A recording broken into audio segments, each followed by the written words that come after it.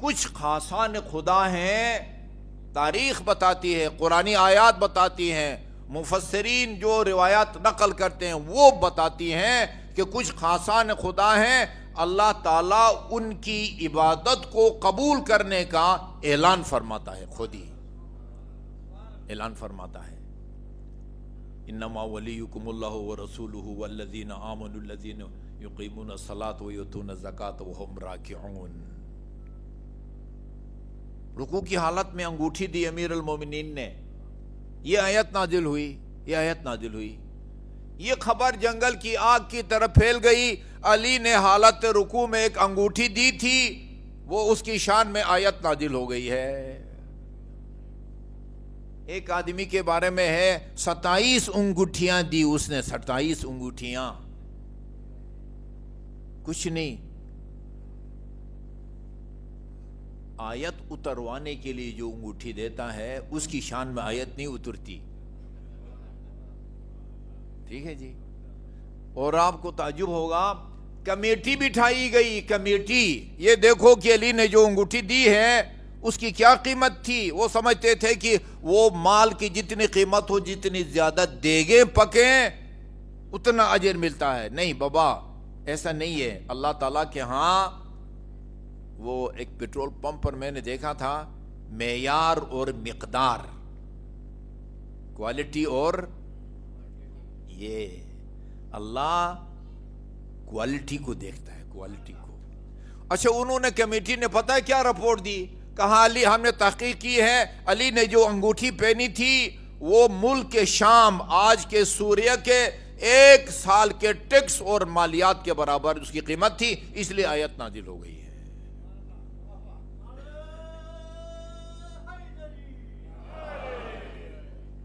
اب پتہ نہیں اس پر نعرہ لگنا چاہیے تھا یا نہیں لگنا چاہیے۔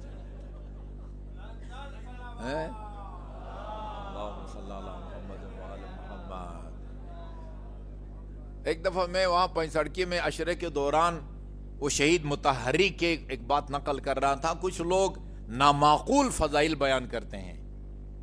اس کی مثال یہ دی، جنگ صفین میں غالباً امیر المومنین نے یوں اپنے مخالفین کو کمر بند سے پکڑ کے 80 بندوں کو آسمان کی طرف پھینکا، نمبر 80 کو جب پھینکا نمبر 1 واپس نہیں آیا تھا۔ ادھر ایک بندے نے نعرہ لگا دیا۔ اچھا، 1-2 سال کے بعد یہاں نماز جمعہ میں وہ لڑکا ملا، کہا کہ وہ جو پنچکی میں نعرہ لگایا تھا نا وہ میں تھا، میں نے شرارت کے طور پر لگایا تھا یہ نعرہ لگایا تھا۔ رپورٹ دی بھائی اس وجہ سے۔ ارے میرے بھائی، جو اپنے غلام کو ساتھ جا کے مارکیٹ جاتا ہے اور قیمتی کپڑے غلام کو دیتا ہے اور سستے کپڑے خود پہنتا ہے، وہ اتنی مہنگی انگوٹھی پہنتا ہے کہ جس کی قیمت شام کے ٹیکس کے برابر ہو۔ عقیق کی پہنتے ہوں گے نا، عقیق، اس لیے کہ رسول خدا نے فرمایا تھا، یا علی تختم بالعقیق الاحمر، علی سرخ عقیق پہنا کرو۔ اور سونا، ویسے بھی مرد کے لیے سونا جو ہے وہ سونا حرام ہے یا سونا حرام ہے؟ سونا حرام ہے نا۔ سونے کی بھی نہیں تھی، عقیق کی انگوٹھی ہوگی، اتنی بڑی نہیں ہے۔ اصل راز اللہ بتاتا ہے کہ بھئی راہ خدا میں یہ انگوٹھی کے نتیجے میں یہ جو آیت نازل کی ہے ہم نے، اس کی وجہ یہ نہیں ہے کہ اس کی قیمت زیادہ تھی۔ وجہ بتائی سورہ دہر میں، یہ اس لیے، اچھا بھئی یہ سورہ بڑا ہوتا ہے یا آیت بڑی ہوتی ہے؟ اچھا، ہمیشہ ایسا نہیں ہے۔ سورہ کوثر چھوٹا ہے، آیت الکرسی بڑی ہے، ٹھیک ہے نا، لیکن کم از کم آیا یہ ولایت، یہ جو ہم فیہا راکعون ہے، یہ چھوٹی ہے، اور سورہ دہر پورا سورہ ہے، خاصا لمبا سورہ ہے۔ بھئی 3 ٹائم اہل بیت نے افطار کے لیے تیار کردہ پکوڑے سموسے نہیں تھے، جو بھی تھا وہ فقیر کو دے دیا۔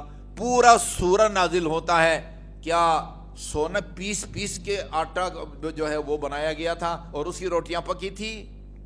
خدا خود فرماتا ہے کہ ہم یہ 3 ٹائم کا کھانا رات وہ دیتے ہیں، کبھی فقیر کو، کبھی یتیم کو، کبھی اسیر کو، کیوں سورہ نازل کرتے ہیں؟ اس لیے کہ یہ راہ خدا میں کھلانے کے بعد کہتے ہیں انما نطعمکم لوجہ اللہ لا نريد منکم جزاء ولا شکورا۔ راہ خدا میں کہتے ہیں کہ ہم تمہیں اللہ کے لیے کھلا رہے ہیں جی، نہ تم سے کوئی صلہ چاہیے، نہ تم سے ہم شکریہ کی توقع رکھتے ہیں۔